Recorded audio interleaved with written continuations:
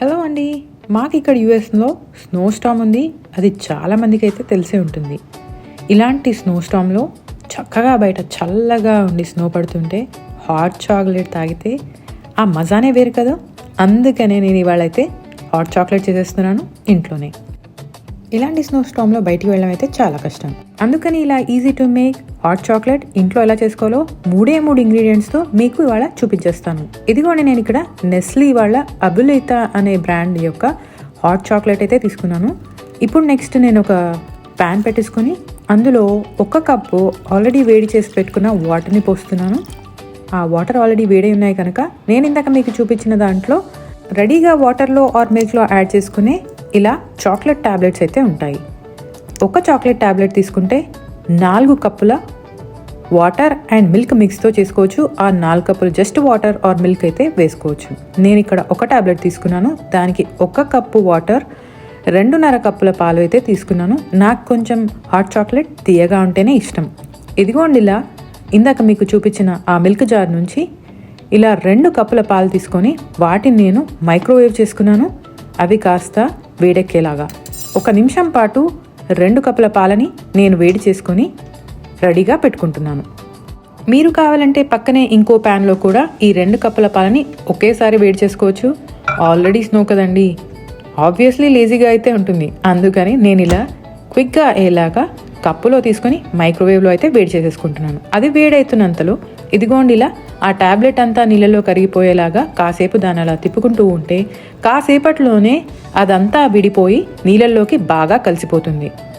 ఇంకో పక్క నేను పెట్టిన పాలు కూడా వేడైపోయి ఇలా అయితే రెడీ అయిపోతున్నాయి. అంతలో ఇదిగోండి, ఈ ట్యాబ్లెట్ ఎంతవరకు వచ్చిందో ఒకసారి చెక్ చేసుకున్నాను.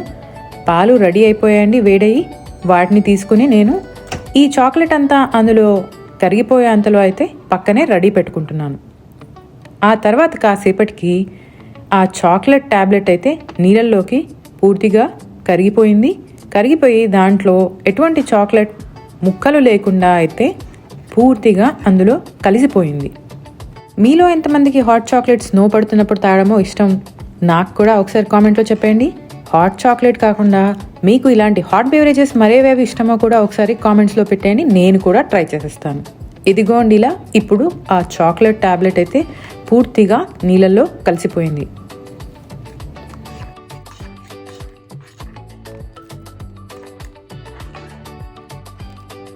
చూస్తున్నారు కదా, ఇలా మొత్తం కరిగిపోయిన ఆ చాక్లెట్ మిశ్రమంలోకి నేనైతే ఇందాక వేడి చేసి పెట్టుకున్న పాలనైతే నెమ్మదిగా పోసేస్తున్నాను. అది పోసేసుకుని ఒక్కసారి ఆ మిల్క్ అంతా ఆ చాక్లెట్ మిక్చర్లోకి కలిసిపోయేలాగా నేను ఒక్కసారి కలుపుకోబోతున్నాను.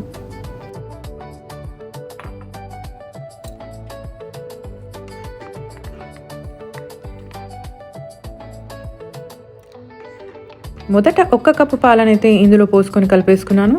ఆ తర్వాత కాసేపటి తర్వాత మరో కప్పు పాలని కూడా నేను ఇందులో పోసేసుకుని దాన్ని కూడా ఇందులోకైతే బాగా కలిపేసుకున్నాను. ఈ పాలను కూడా పోసుకొని మరొకసారి నేను వాటన్నిటినీ బాగా కలిసిపోయేలాగా అయితే స్పూన్తో కలిపేస్తున్నాను. ఇలా కలుపుకున్న తర్వాత దాన్ని నేను ఒక 2 నుంచి 3 నిమిషాల వరకు బాగా ఆ పాలు వెచ్చబడి కొంచెం మరిగే అంతవరకు అయితే వెయిట్ చేశాను. అలా కాసేపటి తర్వాత ఈ పాలు బాగా మరగడం అయితే మొదలైపోయింది.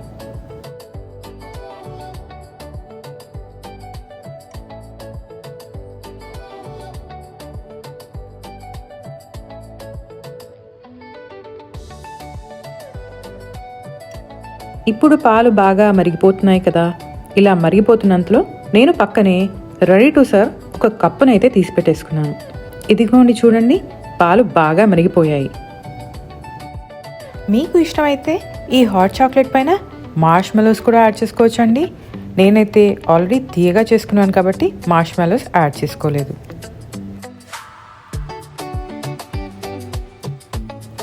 మరొకసారి ఇప్పుడు నేను కప్పులోకి పోసుకునే ముందైతే ఒక గుంట గరిటె తీసుకుని పాలని కిందికి మీదికి అయితే బాగా ఒకసారి కలిపేసుకున్నాను.